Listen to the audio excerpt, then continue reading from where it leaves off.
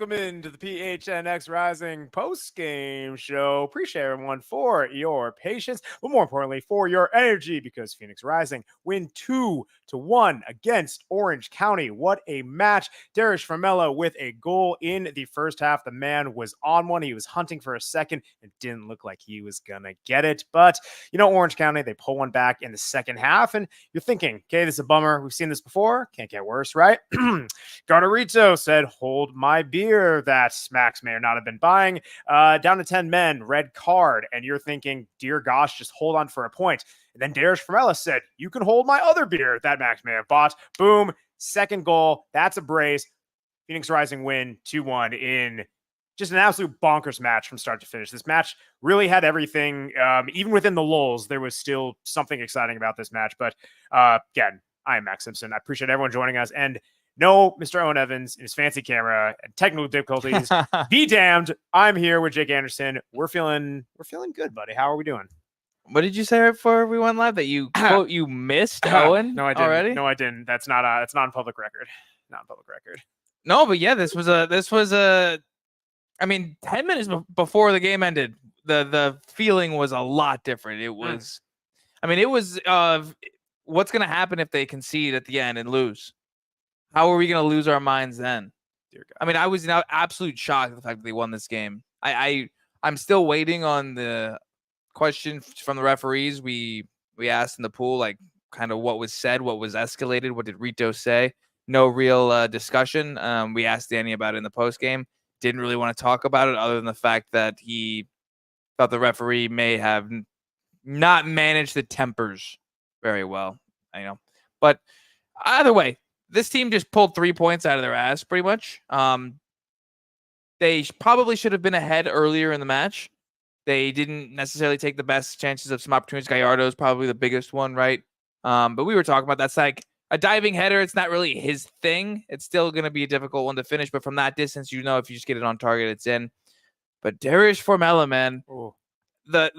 He should have had the second goal, but he kicked it right at the keeper. What a touch. What a touch. What a pass by Motra. Oh my goodness. The first half, the team played extremely well. Yes, they did. I don't really know what happened in the first 20 minutes of the second half. But then I don't know, that the goal goes in, you get the red and you get the spark that you needed for the counter. I mean, you look at the standings, man. Third place to ninth, 2 points. You're in ninth. Oakland's in ninth. You win one game, you could be up to third. It's ridiculous. The West is going to be tight all year. Again, we were kind of saying it when we were on the pod on Thursday that, you know, the West is wide open. You look at the goal differential, which Rising is now, that's a +1 goal differential for those of you keeping score at home, right? That actually vaults Rising, not even knowing how other scores stand. I mean, that's already going to be in the top half of the West, just knowing how things are. It is so tight. You know, people who are even higher in the standings have worse goal differential. It's bonkers. And I mean, to your point, what you're saying, this match really could have been over in the first half, right? Dariusz Formella, he was the first start since coming back from being dad, right? You saw in the thumbnail, who's your daddy? Dariusz Formella is our daddy. He's someone's daddy officially. But, you know, hey, it's having him come back, get that goal.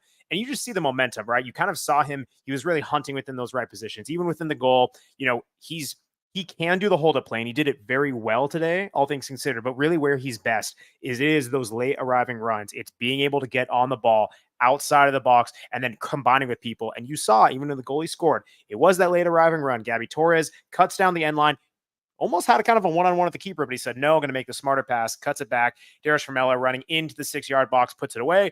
Then, as we're saying, Motrare, good handful of minutes later, plays a beautiful ball, which, by the way, if you haven't seen that replay, that's on, the club posted. My word, Motrare is literally at the halfway line. At the halfway line, plays a beautiful arcing ball over the center back onto the on-rushing Dariusz Formella. One touch, and with still in the air, laces it through. He picks any other side of the keeper. That's 2-0 Rising. It was not to be. Rising kept on threatening, and you're going to halftime. We were kind of saying it's like there's something here. There's something here that they can get. You could argue like a Puskas nominee. Like you could make the argument. No, it wasn't just the goal scoring. It was his runs off the ball that created space for others. Like you said, when he went and filled the pocket, he had a couple nice little flicks, the touches. For For a guy that only played, I believe it was 20 minutes last week, if that, he's played 20 minutes since May 4th. It's June 8th. You're making the people dizzy, Jay. Oh, sorry. It's okay. Get emotional. Oh, But Sarah, he's played 20 minutes since June 8th, and he came out and he looked like looks like he's been starting and playing 90 all year. My word. You wouldn't even know. Like, if you hadn't been watching Rising all year, you would think that was Remy Cabral. 100%. Just if you just went based off stats. Yeah. But again, it's something we've said. Dariusz Formella can play the number 9 position. He can do a job. It's just, we've said multiple times, that's not his best position where he profiles best. He is the best contributor for this team when he's able to combine with the number 9, kind of hang around that box, make those late arriving runs and combine. And that dude was doing both. That dude was doing 2 roles tonight in how he was playing. It was just an absolute heck of just an entire match. And not just doing that, man, but like your first start since coming back. It's one of those where this was not solely on Dariusz Formella, right? There were a lot of guys who stepped up. They were applying the high pressure. They pressed well. I think it was a very, very good coordinated team press, right? Even like the goal that was scored by Orange County, kind of a weird one off a corner. Yes, a failed clearance off the lines. It was kind of just one of those goals like nothing too crazy, but like, hey, a goal is a goal. And, you're not feeling good about it. But from a defensive standpoint, how this team, maybe even not as much the back line, but just how they cohesively moves as a unit, this is one of their better coordinated presses I've seen from them all season.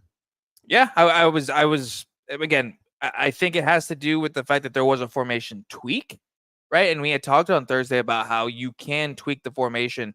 I didn't expect them to go back to the 4-2-3-1. They had tried it out earlier in the year. So I'm anxious to see now, does Dariusz get another start? Does this formation get another go? Problem is now is you're down Rito. But I guess it isn't the worst position to be down at. They have a lot of depth on the fullback position. But that's the $1 million question now, is you just got a result. You just had a group of players play well in a certain system that you weren't playing prior. Are we now going to see back to the old way? I mean that's what we're going to find out. And I'm very curious to see if it works, because if it doesn't, it's just more rinse and repeat of what we've seen the last few months. It is. Something we've seen in the last few months. By the way, everyone in the chat, I want to shout you guys out again for always being with us in post games, even when we're kind of delayed. We do appreciate it. Again, BJ in the chat, Lee, Albert, Andrew, Brett, everyone, so many other people. Yeah, you guys are awesome. Appreciate you guys joining us. Listen, man, it's there's a lot to take from this match. And I think, to your point, and I'm sure it's something we're going to continue to dissect and get into, is this going to be something that Rising can build off of? Are there things that they can take from this match? I believe there are. But what are we going to see? Because I think that consistency from match to match this season, it's been a little bit of a just inconsistent, right? And if you're going to tell me, cool, Rising's going to get the first half goal, kind of be a little surprised, but I'd say, okay, fantastic. We have seen them go up in recent matches, Seattle, Indy, for example, but then where does it come back to bite them in the second half? We thought we were seeing deja vu today. So for them to step up and have that mental kind of fortitude and tenacity to not just do it when they're already down a man too, it's impressive, man. Because really, listen, you can say what you want. This team was not perfect today. They definitely could have been better at finishing, but they were the better team. Absolutely. And I think the fact that they were able to still pull it out, despite the fact that they were down a man, despite the fact that they had missed chances, that they gave up a really bad goal, to be honest. And you knew that was the only way OC was ever going to score. They were not going to score from open play. They did have one chance, really, and that was about it. But a penalty or a set piece were going to be the only way you conceded tonight.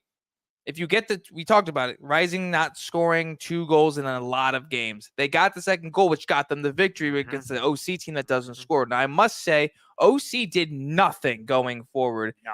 And they just let you have the ball. But to see how Rising played, the passing was quick, it was crisp, it was something that we haven't really seen this year. And the fact that you were able to get rid of such a bad performance in Vegas, where it was just awful, just pitiful, to what we saw tonight, I'm hoping that this confidence, this continuity, this combination of players, because I mean, just for hypothetical sake, you can have a Remy and a Dariusz and a Panos potentially triangle. Wow, look at that. What just happened? I don't know what just happened. You can have fireworks when those guys are playing together. Is that us? I don't know. That was weird. We're just gonna keep on going because I don't see anything behind us. All right. That was super weird. Yeah, for those of you listening on there were fireworks behind us. But yeah, no, all those guys playing on the ball, it could really be something, and that's something that we were even looking when this lineup came out, right? No Remy Cabral, right? No Julio in in the midfield, and you're thinking, where is that creativity going to come from? And we really saw it was a concerted effort of, yes, they were playing into Dariusz. He was holding up play really well, but then not just combining off him. They played the corners very well. And where they have done that before, the main difference here, and this is where we have criticized this team, that final third ball has not been there. It was on there today because, they took their fair share of crosses that did not hit. It's what this team does. They like to kind of spread it out wide and lump a bunch of crosses in, and which doesn't necessarily mean it's going to be the right strategy. But they took a lot more variety of those crosses. Again, a lot of those coming through at the 6-yard box. That's how both of those goals were scored. Threading it in, going down the byline, and then cutting it back. That is where this team can be successful. We saw it today. We also saw the aspect of when you do get to the byline and now you're in the box and how defenders, tense up. They got to be 100% sure. There was a couple penalty shouts. Obviously, neither were given, but that is an aspect of being able to have an attacking third threat where you have the ball in the third, and then once you get into the box, then anything's possible. Like everything tonight was based off the cutback. It's not like Dariusz's goals weren't worldies, but someone has to be there. Thomas Muller is a perfect example of a guy who doesn't score sexy goals that often, but he's just always in the right spot. Yes. It's just knowing where to be, where the ball is going to come. That takes a skill. You can't really teach that. It's more of just a sense. So it sounds like a broken record, but if the momentum and just everything that happens with Dariusz being back, maybe this was the potential missing ingredient that this team needed, just an informed Dariusz. Because now you have some options. Yeah. You could even, I'm not gonna say a 4-3-3 is gonna happen, but theoretically, if you wanted to throw that out there and you could throw him on one of the wings, he has that ability to then cut in. Even then, you could have him and Panos play below. There's a lot of different things you could do with Dariusz's abilities. 100%, right? And we haven't even seen that the dream triangle of Remy Cabral, Dariusz Formella, and Panos Marnakas. We haven't really seen them together for like large stretches, and especially in like these ways. So I think there's a lot of combinations that you can unlock. Seeing BJ in the chat, I like the 4-2-3-1. They kept their shape well tonight, right? Definitely a nice wrinkle with this team. Reese in the chat bringing back a certain 4-3-3. Let's see other comments in here. Alexander Shattuck in the chat. Phoenix, let's go. Again, Brett in the chat still would rather have seen a more forward-facing center mid paired with Renzo, a.k.a. Julio. Yep, it definitely was an interesting lineup wrinkle, but the guys got the job done. Let's actually take a look. Got some numbers for you guys, some stats. Courtesy shout out of Stylacuries, but he's not the presenting part on this. That's Desert Financial Credit Union. Shout out Desert Financial Credit Union, Arizona's #1 credit union, named by Forbes. All right, so Phoenix Rising 2-1 against Orange County, right? XG in Rising's favor, 1.22 for Phoenix Rising, 0.91 for Orange County. Here's where it starts to get a little bit different. Possession, 57% for Rising, 43 for Orange County. 10 shots for Phoenix Rising, 9 for OC. But this is the big difference. Out of Rising's 10 shots, half were on goal. For Orange County, only 1 of their 9 shots were on goal. It was the one they scored. Listen, man, this is one where I think even within the numbers, maybe that, I don't really think, right? Kind of even possession, similar shots. But I think this is one where you can't really look at the numbers. The eye test, Rising was the more dominant team. It's one of those to where the Rising, the way they were playing tonight, as you said, with the byline and the cutbacks, you didn't see many shots from distance. It was like they were working to get the shot that if they did get it, it was going to go in most likely. Whereas OC's chance, they had one good chance that they didn't take, and then they got fair. In my opinion, they got lucky on the corner, just kind of fuddling through and poking it in. And like you said, the eye test shows where the shots came from. Rocco didn't really have to do much tonight. No. Hell, I'm blanking on the keeper's name, but he's made multiple phenomenal saves tonight. It was Rising's chances were good chances. And obviously you can continue to produce good chances, and more often than not, they're going to go in. I think this is something where we saw this last year of like, okay, big gripe of Rising is they can't finish chances. This year, this is something that we haven't even seen because they don't even get into this. Right, they're not even creating the chances. And it's a listen. If this is the issue that we're griping tonight, it's a refreshing change of pace, and we'll take it because again, to your point, law of averages, shoot more, get into better spots, knowing we'll go in. And I love Sarah's comment in the chat. Can we make an "I am bleeping Phoenix" the crowd chant every time Formella scores? I love it. I mean, cues it up quite nicely, right? I like the sound of that because Dariusz Formella, he had a pretty nice game. I think 2 goals will get that for you, and that makes him Phoenix Rising or PHNX Rising man of the match. I mean, right? Who else? 2 goals. Boom. Look at that profile picture there, right? Some additional fun stats because we like fun stats around here, right? Dariusz Formella, not only in addition to those 2 goals, his XG for those 2 goals, 0.92, had 5 shots. All 5 were on target. Again, for those of you keeping that score, Rising as a team had 5 shots on goal. Dariusz Formella responsible for all 5 of them. And the touches in the final third, he had 7 touches in the opposition box. Dude's touch was clean. Didn't really lose the ball tonight. Like this was a match where, I mean, shoot, this might have been one of his best in a Phoenix Rising uniform. I'm really trying to think of one where he had a more dominant and like hands-on performance.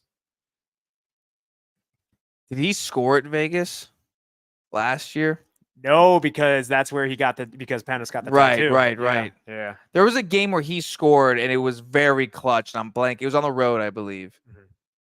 But yeah, we hear all about Dariusz in training, how he can just curl it past anybody. Oh yeah. So I think it's that's why I'm interested to see if he can play as a second striker to where he gets the opportunity to pass or have a shot from the top of the box around the D. Mm-hmm. It's just an element that Rising hasn't had, at least consistently. I mean, we've been talking about how because Harvey's been gone, we haven't seen Panos really get to shoot that much. Yeah. Right? We've seen Fede take some shots. Let's see what Dariusz has got at the top. Let's go. No, it was a good match for him, right? Guy crushed it. Also crushing it. Shout out friends at Circle K. Circle K, they're crushing it. Hardcore. It's sweltering in its press box, guys. So I could really use a nice polar pop after this to, just kind of thirst quench, hydrate, rehydrate, all that good stuff.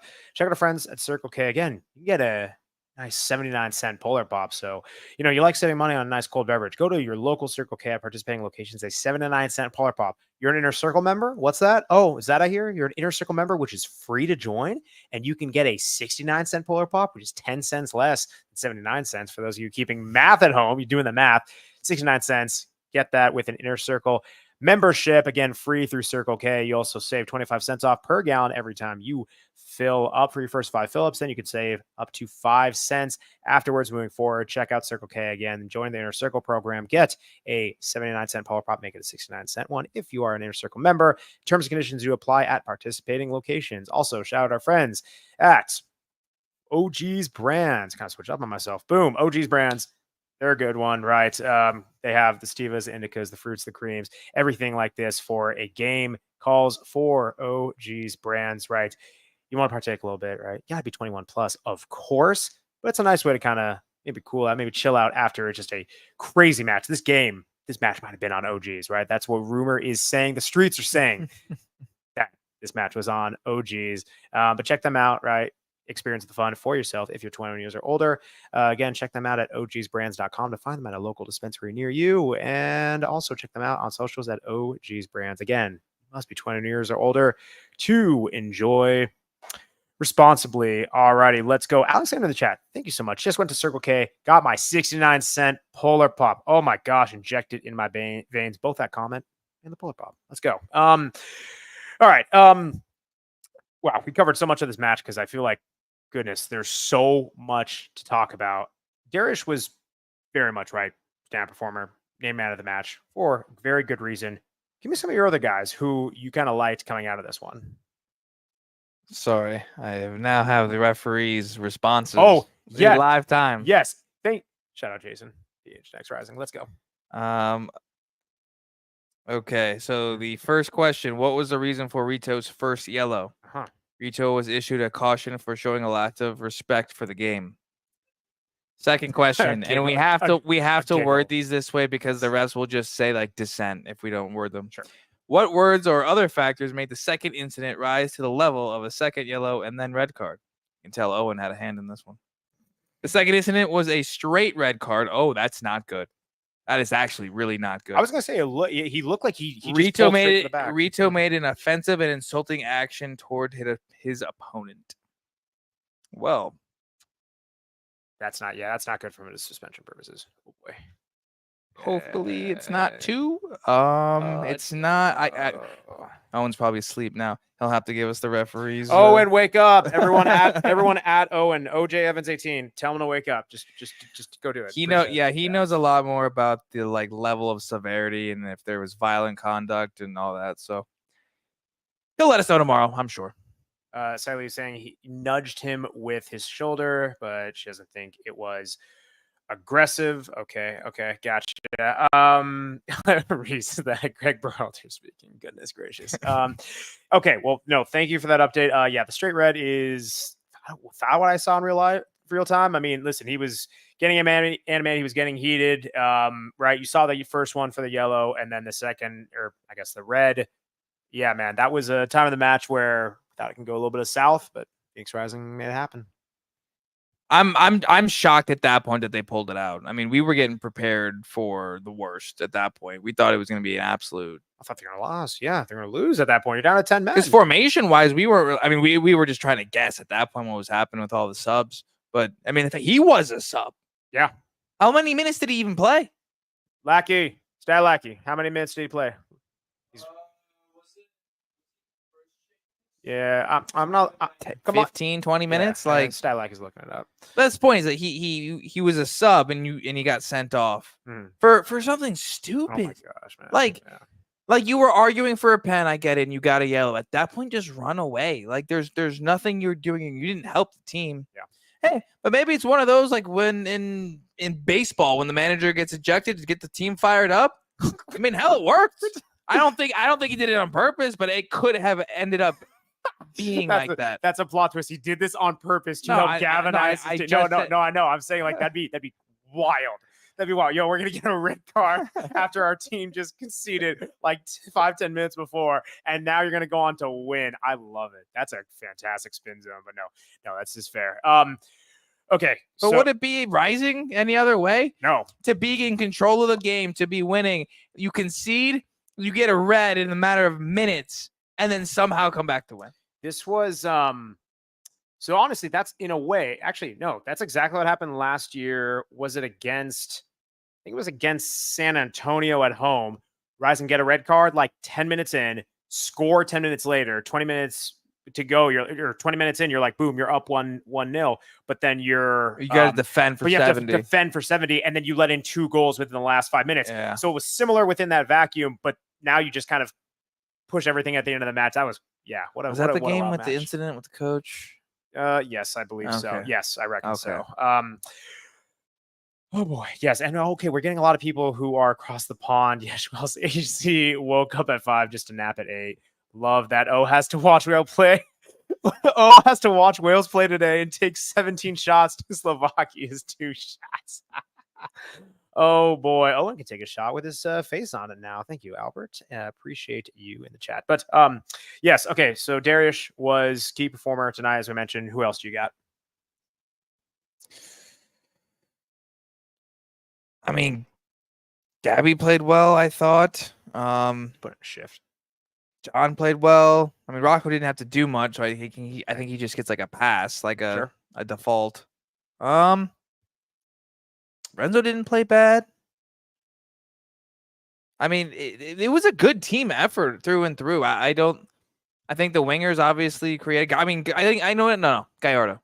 I gotta shout out Gallardo. Yeah, man. Even like, I mean, goodness. Even in the pressing as well. He ran his ass off. Great pressing. Had honestly some really good moments and some decent service right in that final third. But honestly, like that header came out of nowhere. You know, Koreans off the bar. Goodness, man, it was tough.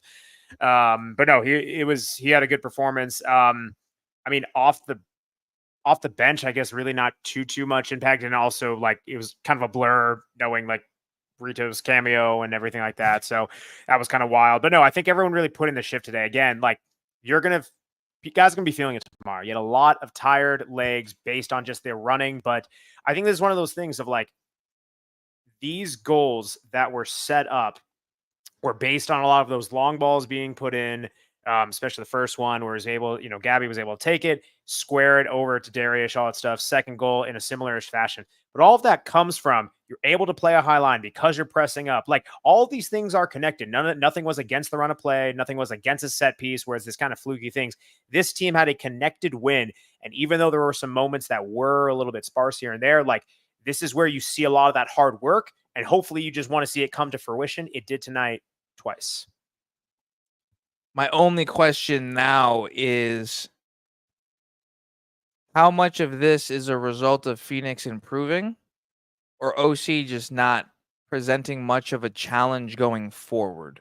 And Owen actually, I believe, did tweet that at halftime or sometime during the game. Yeah. But it is a legitimate question looking at what's on the horizon, right? We talked about the 3 games that were Vegas tonight, and then now you play El Paso. And El Paso looks like their new coach, they might be on to something. They're not the walkover. They fire their coach for a reason. Sure. And then you look after that, Charleston, Memphis, San Antonio's not the greatest, but still, games are on the road. This league, road, never easy. You're about to go on the road right now. Can you do this again? Is this repeatable? That's the biggest question. Because if it's repeatable, then it can be sustainable, and we won't see the inconsistency that we've been seeing from this team week in and week out, which has just been agitating because you go from highs and lows. But if you look at this West, man, it is so tight. I mean, every point is going to matter, and we're still in the first half of the season, so we have a ton of time left. But, I mean, before we know it, it's going to be you only got so much time left to get yourself a playoff game at home. And I know this club wants that more than anything, especially after last playoff season. Especially after last playoff season. Yes, 100%. Albert, quoting our friends at PHNX D-backs who were quoting Tori Lavello, a connected team is a dangerous team. Yes, absolutely. No, to answer your question, I mean, listen, I think it was a bit of both. Phoenix Rising, like their offensive display and what they did, like that's them having players in the right position. Again, like haven't seen it as much and as consistent this season, but they did the job. I think a lot of it they were able to as well because Orange County did not pose much of a threat going forward, and they were able to keep a relatively high line and press them in. I think the other aspect of this that is pretty important is Orange County was like really spread out, like especially in the midfield, and like they were really kind of hugging the touchlines. Like the goal that was scored in the first half, we were there on the north end when that happened. It's like they were kind of sleepwalking. So I don't know if there was like some defensive frailties in their end combined with they were trying to spread Rising out wide, but it just really didn't add up. It didn't work.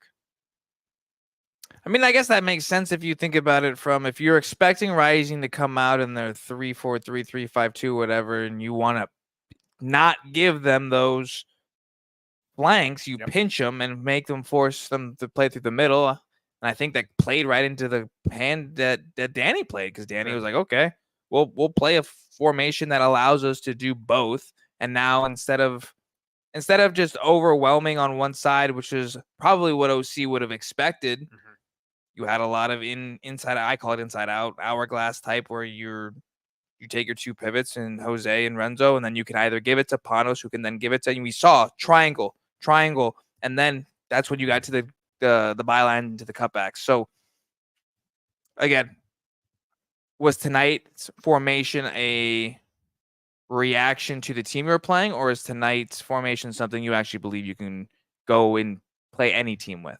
Yeah, that's a fair point.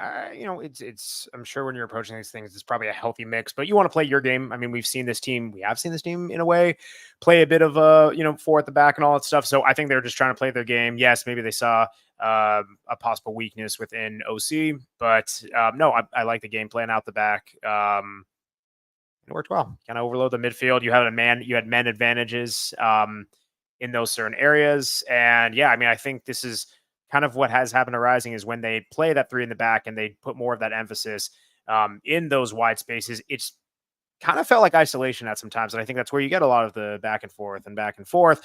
So I think almost having to play like find Dariush's feet, who did a great job of holding the ball. Like he was by far the focal point. You don't even when Remy Cabral is cooking, there are games where he doesn't have a ton of touches. He's able to put one or two in the back of the net, but in those wide systems where you only have three in the back, he's not meant to be the focal point, or at least it doesn't come across that way tonight. Very much so, and I think it paid dividends for this team. I also liked how the long ball was not the way of getting the ball to Dariush. It was on the ground, hold up play, drop it off to Gabby, Gallardo, Panos, wherever you happen to be on the pitch. So that's my favorite type of striker. I know we've talked about how Dariush doesn't necessarily prefer to play that, but he can play that. And this is actually becoming a theme here, because Danny Trejo last year, same thing. He's not a number 9 or a 10 second striker, whatever the hell combination you want to say he played last year, but he found a way to make it work. Yeah. Apparently, Danny Trejo was at this match. That's what I was told as well. That's what I was told as well. Therese, did you send us a tweet of that? Yeah. Okay. Cool. Sick. Yeah. Club posted. Yeah, man. It was cool. This is cool. 4 Peaks, and like literally cool because like they have cold beers. Cool. See what I did there? Boom. 4 Peaks. It's a good time, man. I need a beer. You buying? What's that? You buying? Well, people say that. I will buy for myself and maybe a fellow person. If they're lucky. I'm a nice guy. Apparently, again, bought beers on the bus in Vegas. Wasn't even there, but it's what they say. What a guy! What a guy! I'm buying that Bad Birdie Juicy Golden Ale. It is a delicious time. Again, 4 Peaks, the Hop Knots, the Hazies, the Kilt Lifters, Garage IPA, the Golden Lager, everything. They always have the good stuff. The little tea shot is a nice beer. Rumor has it, again, more information next week, but a certain 4 Peaks 8th Street pub may be a very good place to watch certain USA Copa America matches. Cough. But yes, more information next week. But yes, check out our friends at 4 Peaks. Again, go to their 8th Street pub in Tempe. It is fantastic. Check them out. 4 Peaks Pub and at 4 Peaks Brew. Must be 20 years or older to enjoy responsibly. Also, shout out our friends at Valley Taproom. Valley Taproom. Speaking of sporting events, we're looking at doing some additional stuff, maybe some Euros flavor at Valley Taproom for our East Ciders. Yes, if you want to be like Jake and watch Italy, they're going to win it all. Is it coming home? Yes. No. Reese, pipe down. It's never been home. It's never been home. Never it's been never home. Home. It's never. That was a World Cup. No, dude, it's not coming home. It's not coming home. England is bollocks, as they say. But Valley Taproom certainly isn't. Check them out. They got 2 locations at Queen Creek and Gilbert's with the wine slushies. Again, a really nice place to enjoy an atmosphere. We're going to get some stuff going with them as well. Again, follow us at PHNX__rising for all the updates. But yes, Valley Taproom. Shout out their 2 locations. Check them out. Good places, good beers, good times. England sucks for soccer. It's called soccer, not football. All right. So with Rising's victory, moving to the top half of USL Championship, and you were kind of pointing this out. 3rd place through 10th place. Is it 10th now? 3rd place through 10th place, separated by 4 points. But 3rd through 9 is 2. Insane. If Oakland were to play a game before anybody else and win, gosh. they're in 3rd or in 4th. 3rd. Yeah, 3rd. Yeah, that's honestly, it's also, New Mexico. Not everyone's tied with the same number of matches played, but still. I mean, also Monterey Bay, like in that 3rd, well, actually, no, technically, I think because this is the FOTMOB standings, and maybe it's different than the USL Championship. But either way, Monterey Bay for sure in the top 4, and they've played at least a game extra than pretty much everyone else. But yeah, man, it is tight in here. It is really tight. Heck, if we're even looking at the last spot that El Paso's in, they're only separated from 3rd place by 8 points. And I mean, listen, I'm not saying they're making up or anything like that, but like that's not incredibly unreasonable. Like it's tight, guys. Again, the goal differential. The best in the West is +9. Do you want to know who is next? Memphis at +3. And they are in 8th place. They are in 8th place. Phoenix Rising with a +1 goal differential is tied for like 3rd best in the entire West. It is tight in here. And these numbers don't make sense. I know. Wait, what do you mean? No, it's just like in terms of how are the best... Like New Mexico's in first with a goal differential of 0. Zero.